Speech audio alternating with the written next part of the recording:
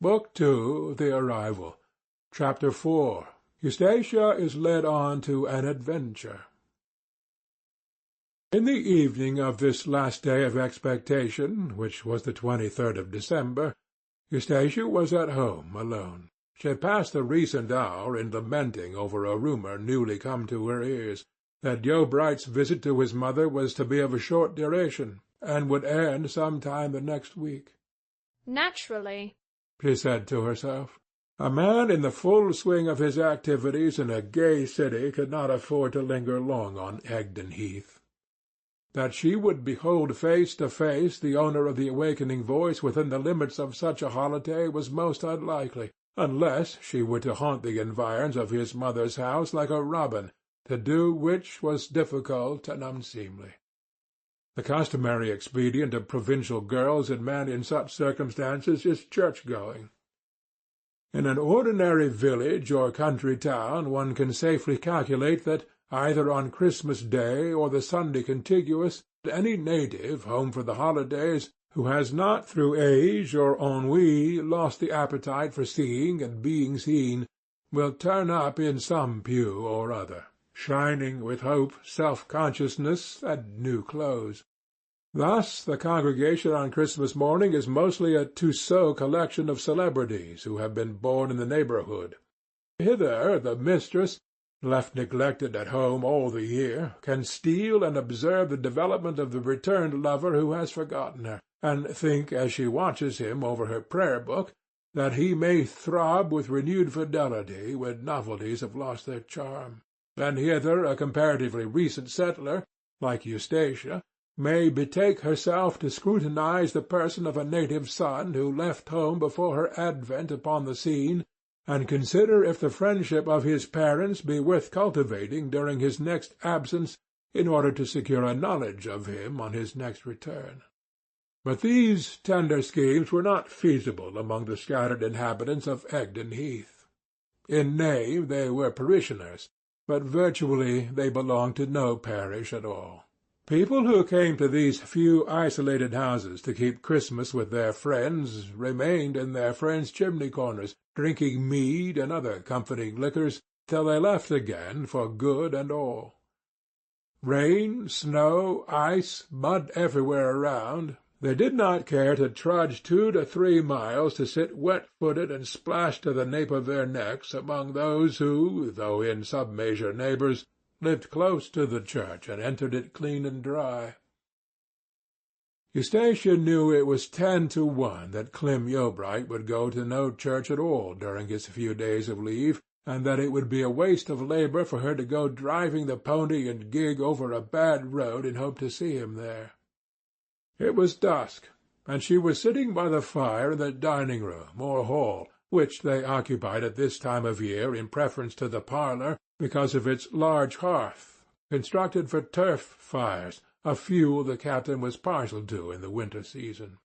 The only visible articles in the room were those on the window-sill, which showed their shapes against the low sky, the middle article being the old hour-glass, and the other two a pair of ancient British urns, which had been dug from a barrow near, and were used as flower-pots for 2 razor-leaved cactuses.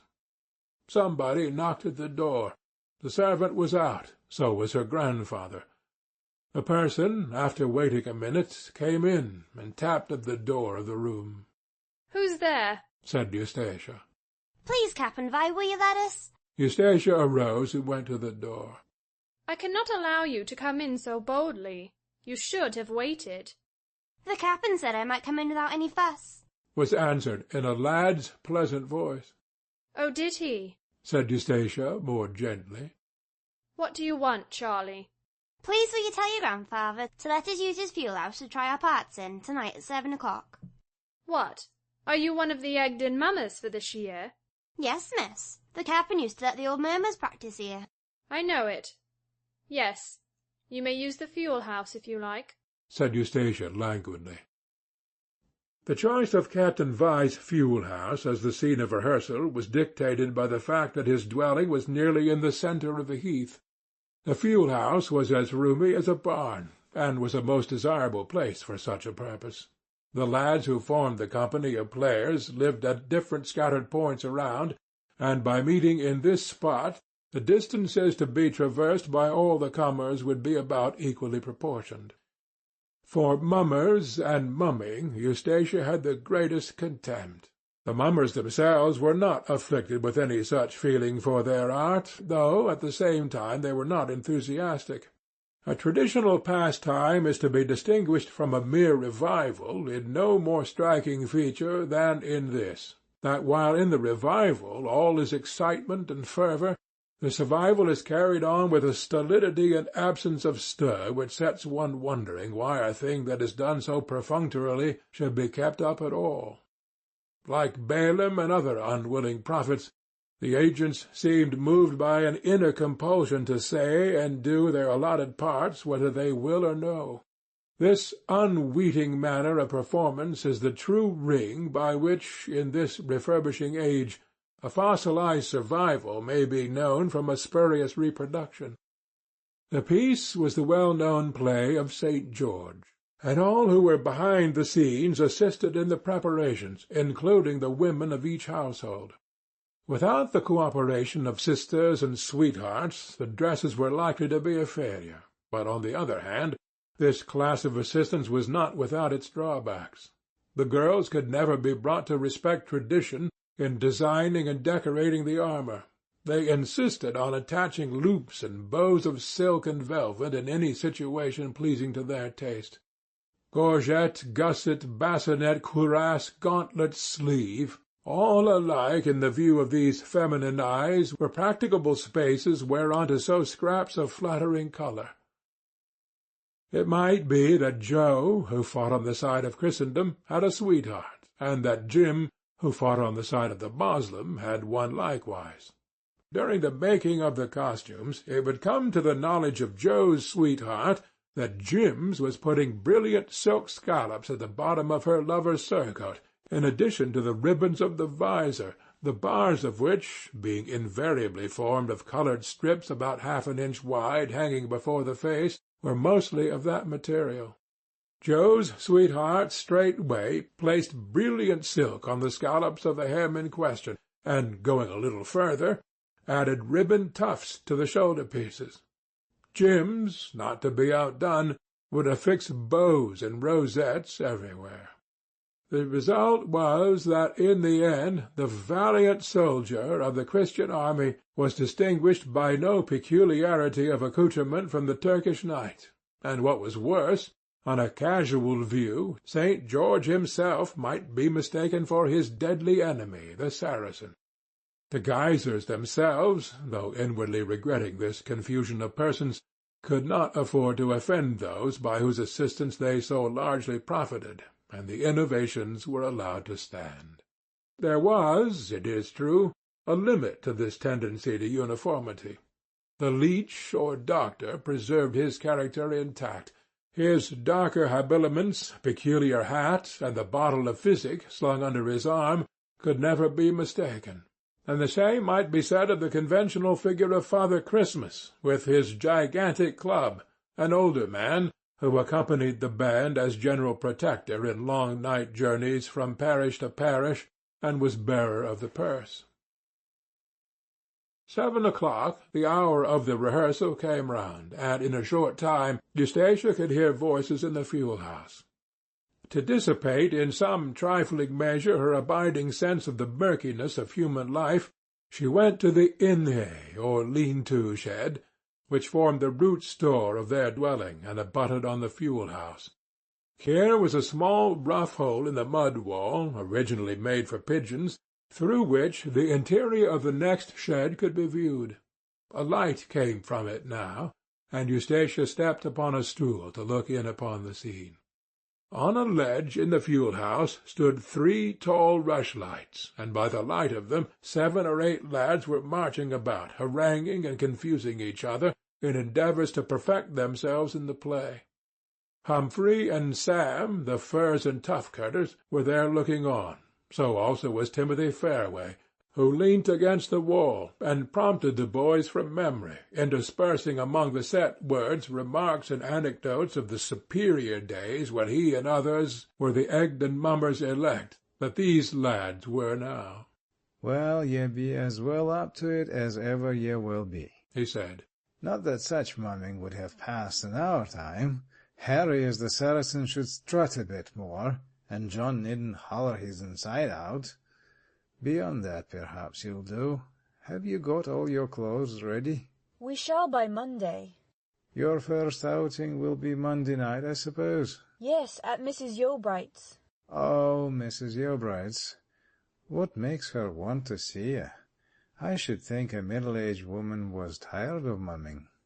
"She's got up a bit of a party, 'cause 'tis the first Christmas that her son Clem has been home for a long time." To be sure, her party. I'm going myself. I almost forgot it, upon my life." Eustatia's face flagged. There was to be a party at the Yeobrights'. She naturally had nothing to do with it. She was a stranger to all such local gatherings, and had always held them as scarcely appertaining to her sphere. But had she been going, what an opportunity would have been afforded her of seeing the man whose influence was penetrating her like summer sun. To increase that influence was coveted excitement. To cast it off might be to regain serenity. To leave it as it stood was tantalizing. The lads and men prepared to leave the premises, and Eustacia returned to her fireside. She was immersed in thought, but not for long. In a few minutes the lad, Charlie, who had come to ask permission to use the place, returned with the key to the kitchen. Eustacia heard him, and opening the door into the passage, said, "Charlie, come here." The lad was surprised. He entered the front room not without blushing, for he, like many, had felt the power of this girl's face and form. She pointed to a seat by the fire, and entered the other side of the chimney-corner herself. It could be seen in her face that whatever motive she might have had in asking the youth indoors would soon appear. "Which part do you play, Charlie? The Turkish knight, do you not?" inquired the beauty, looking across the smoke of the fire to him on the other side. "Yes, miss, the Turkish knight." He replied diffidently. "Is yours a long part?" 9 speeches about. "Can you repeat them to me? If so, I should like to hear them." The lad smiled into the glowing turf, and began. "Here I come, a Turkish knight, who learnt in Turkish lands to fight." Continuing the discourse throughout the scenes to the concluding catastrophe of his fall by the hand of St. George. Eustacia had occasionally heard the part recited before. When the lad ended, she began precisely in the same words, and ranted on without hitch or divergence till she too reached the end. It was the same thing, yet how different!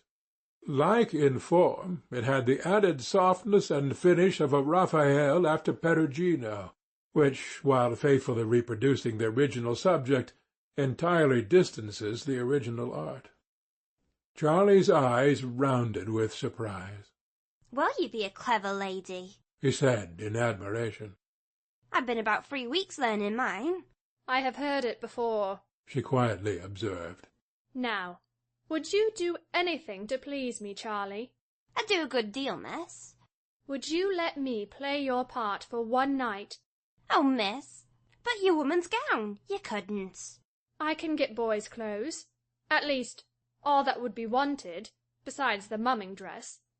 What should I have to give you to lend me your things, to let me take your place for an hour or two on Monday night, and on no account to say a word about who or what I am? You would, of course, have to excuse yourself from playing that night, and to say that somebody, a cousin of Miss Vy's, would act for you. The other mummers have never spoken to me in their lives, so that it would be safe enough. And if it were not, I should not mind. Now, what must I give you to agree to this? 1/2 crown?" The youth shook his head. 5 shillings? He shook his head again. "Money won't do it." he said, brushing the iron head of the fire-dog with the hollow of his hand. What will, then, Charlie? Said Eustacia in a disappointed tone. You know what you forbade me at the maypole in, miss? Murmured the lad without looking at her, and still stroking the fire-dog's head. Yes. Said Eustacia with a little more hauteur. You wanted to join hands with me in the ring, if I recollect. Half an hour of that, and I'll agree, miss. Eustacia regarded the youth steadfastly. He was 3 years younger than herself, but apparently not backward for his age.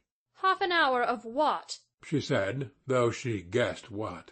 Holding your hand in mine. She was silent. Make it a quarter of an hour, she said. Yes, Miss Eustacia, I will, if I may kiss it too. A quarter of an hour. I swear to do the best I can to let you take my place without anyone knowing. Don't you think someone will know your tongue, miss? It is possible, but I will put a pebble in my mouth to make it less likely. Very well. You shall be allowed to have my hand as soon as you bring the dress and your sword and staff. I don't want you any longer now. Charlie departed, and Eustacia felt more and more interest in life. Here was something to do, here was someone to see, and a charmingly adventurous way to see him. Ah, she said to herself. Want of an object to live for. That's all is the matter with me. Eustacia's manner was, as a rule, of a slumberous sort, her passions being of the massive rather than the vivacious kind. But when aroused, she would make a dash, which, just for the time, was not unlike the move of a naturally lively person. On the question of recognition she was somewhat indifferent. By the acting lads themselves she was not likely to be known. With the guests who might be assembled she was hardly so secure. Yet detection, after all, would be no such dreadful thing. The fact only could be detected. Her true motive never. It would be instantly set down as the passing freak of a girl whose ways were already considered singular. That she was doing for an earnest reason what would most naturally be done in jest was at any rate a safe secret. The next evening Eustacia stood punctually at the fuel-house door, waiting for the dusk which was to bring Charlie with the trappings. Her grandfather was at home to-night, and she would be unable to ask her confederate indoors. He appeared on the dark ridge of heathland, like a fly on a negro, bearing the articles with him, and came up breathless with his walk. Here are the things, he whispered. And now, Miss Eustacia. The payment. It is quite ready. I am as good as my word.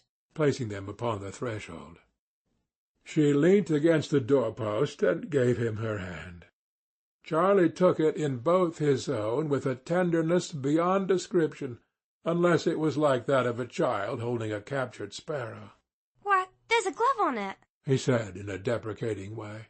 I have been walking, she observed. But, miss— Well, it is hardly fair.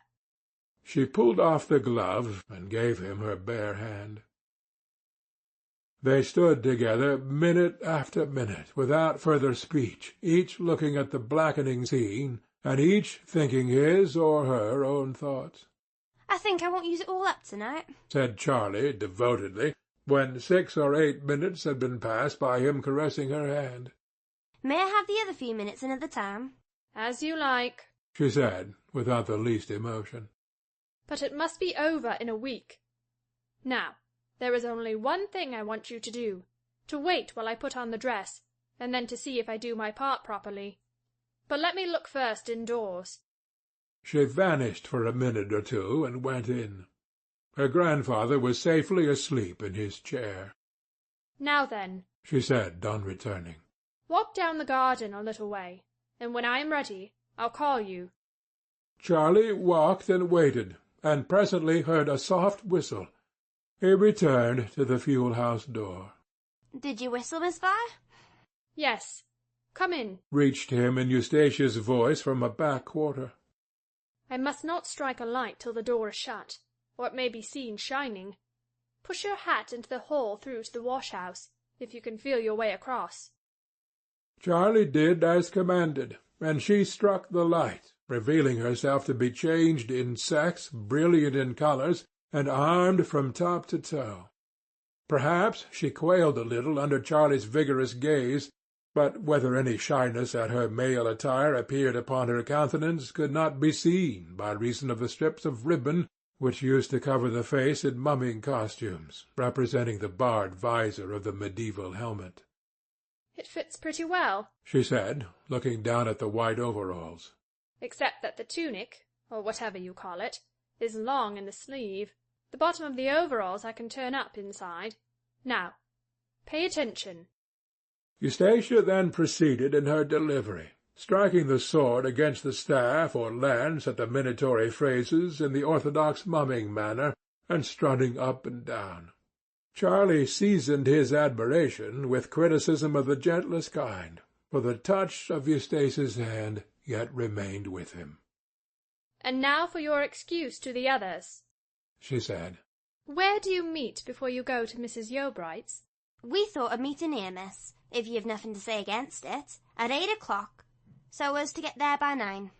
"Yes. Well, you of course must not appear. I will march in about 5 minutes late, ready dressed, and tell them that you can't come. I have decided that the best plan will be for you to be sent somewhere by me, to make a real thing of the excuse. Our 2 Heathcroppers are in the habit of straying into the meads, and tomorrow evening you can go and see if they are gone there. I'll manage the rest. Now you may leave me." Yes, miss, but I think I'll have 1 more minute of what I'm owed, if you don't mind. Eustacia gave him her hand, as before. 1 minute, she said, and counted on till she reached 7 or 8 minutes. Hand and person she then withdrew to a distance of several feet, and recovered some of her old dignity. The contract completed, she raised between them a barrier impenetrable as a wall. There, 'tis all gone, and I didn't mean quite all, he said with a sigh. "You had good measure," she said, turning away. Yes, miss, well, 'tis over, and now I'll get home along. End of Book 2, Chapter 4.